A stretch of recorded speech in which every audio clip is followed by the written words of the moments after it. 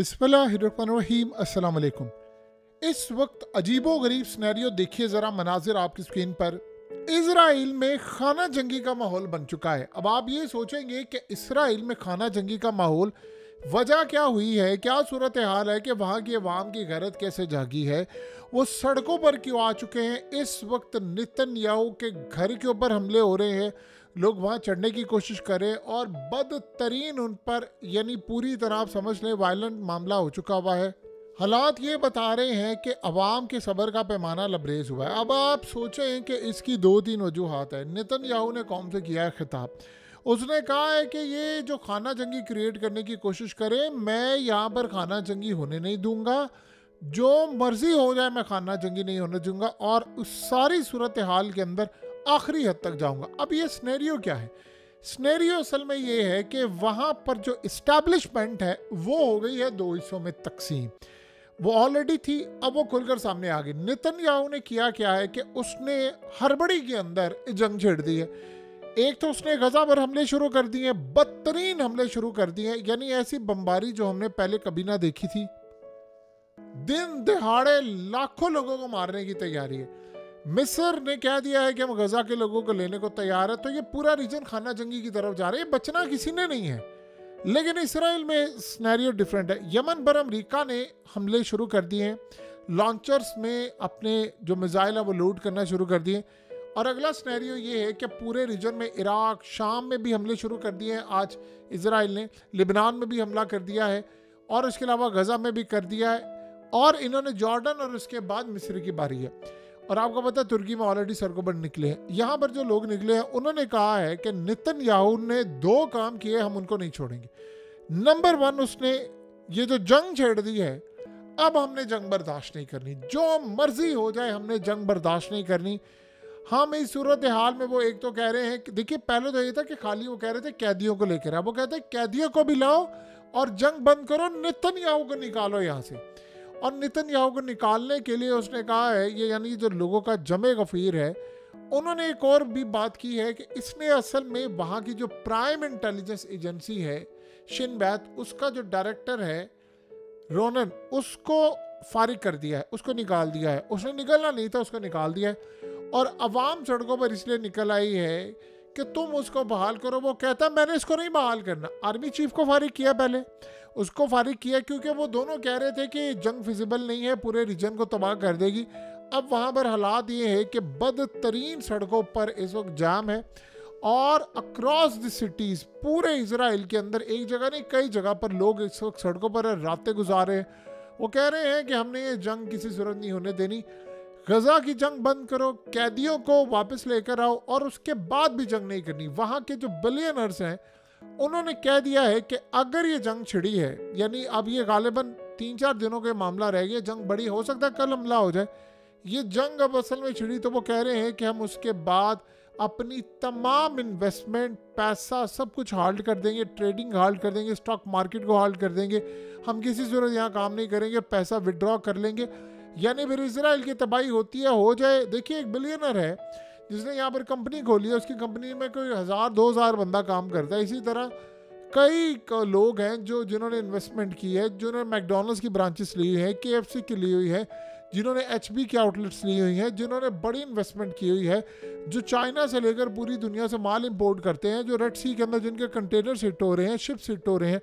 वो कह रहे हैं जी हमारी हो गई है, बस हमने यहाँ से पैसा विड्रॉ करना है और उसके बाद यहाँ पर जॉबलेस हो जाए लोग, सड़कों पर लोग निकल आएँ, एहतजाज हो, नौकरियाँ जाएँ, जो मर्जी हो, हम अपना पैसा निकालेंगे जितना निकल सका और हम यहाँ से चले जाएंगे।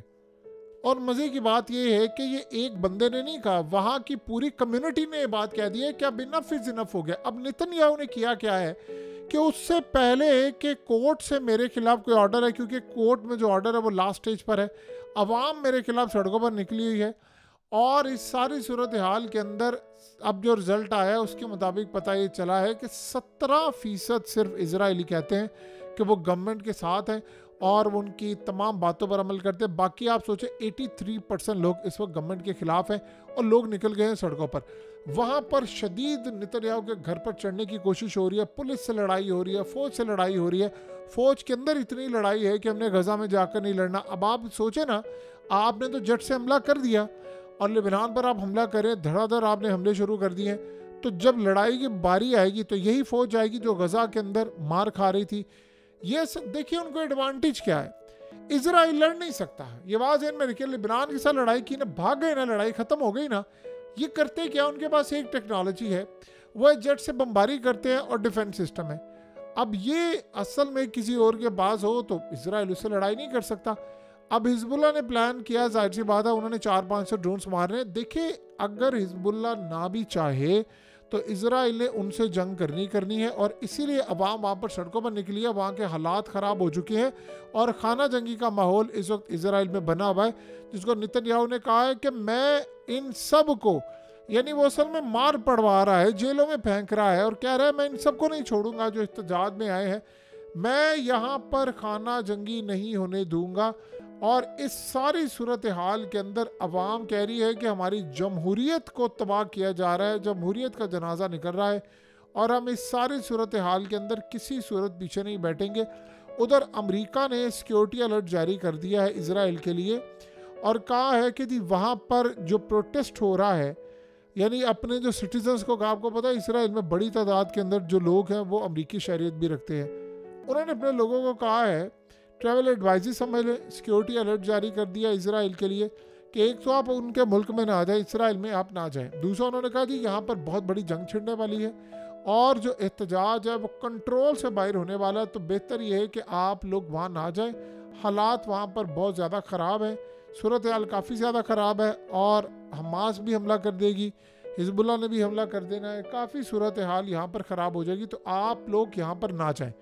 अब आप ये सोचें कि सड़कें इस वक्त भर चुकी हुई हैं इजराइल की, अवाम का जमे गफ़ीर है, यानी आप जहाँ पर निगाह दौड़ाएं आपको पता चलेगा बंदा ही बंदा है, और लोग इतने ज़्यादा खफा हैं कि वो कह रहे हैं कि अब आर या पार वाली सूरत हाल है। यानी हिजबुल्ला से, हमास से, गज़ा से, यमन के हौसियों से, इनसे लड़ाई करते करते इजराइल के अपने अंदर आग लग गई है।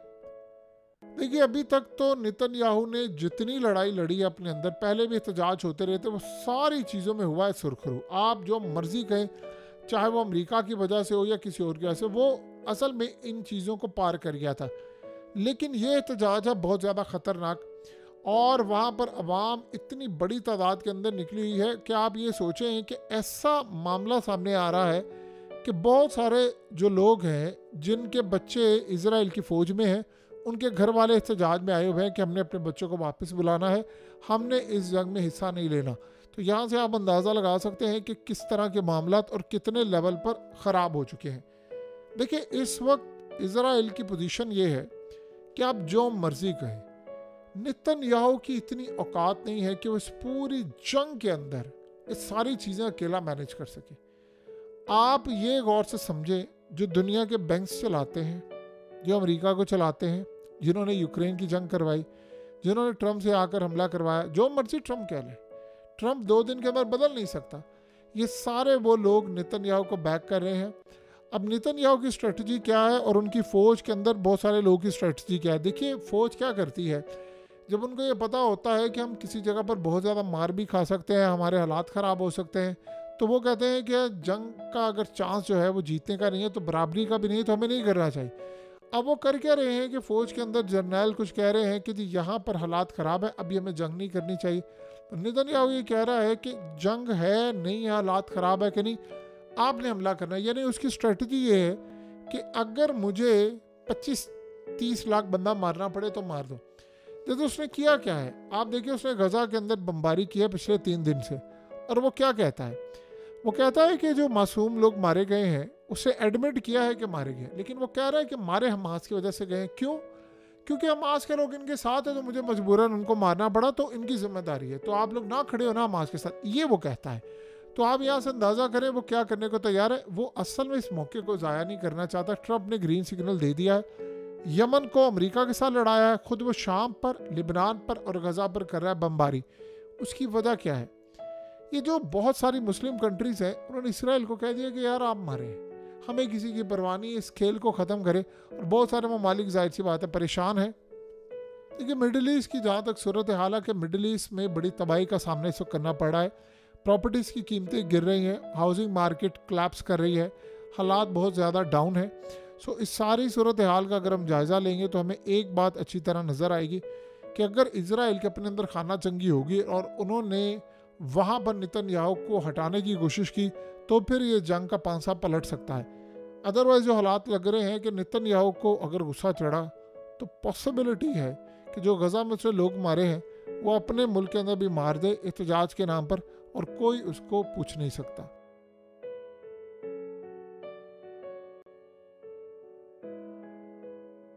हकीकत टीवी को सब्सक्राइब करना मत भूलें, वीडियो को लाइक करें, शेयर करें और कमेंट सेक्शन में अपनी राय का इजहार ज़रूर करें।